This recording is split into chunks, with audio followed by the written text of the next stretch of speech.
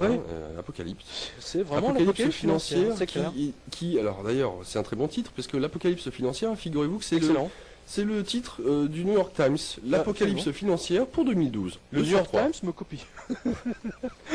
Donc cette fois c'est sûr, nous dit-il, 2012 est une très mauvaise année en raison de toutes les obligations arrivant à échéance. Mm. Lorsque les Mayas ont prédit la fin du monde pour 2012, si l'on en croit Hollywood en tout cas, ils n'ont pas inclus les junk bonds, obligations pourries, au nombre des périls qui menaceraient la planète. Pourtant, 2012 est également le début d'une période triennale au cours de laquelle plus de 700 milliards de dollars, 524 milliards d'euros, de dettes à haut rendement et à haut risque arriveront à échéance, mettant ainsi, redoutent certains, une pression terrible sur les marchés du crédit.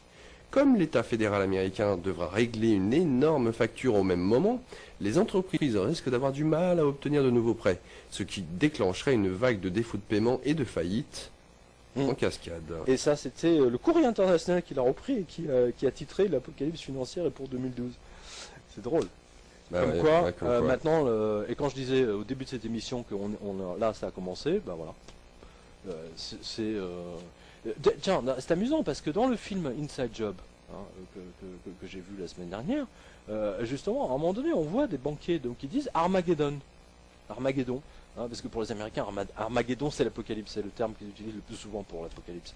Parce qu'ils sont très marqués par le côté évangélique de la chose. Ouais. Hein, donc on voit que vraiment, on est dedans, quoi.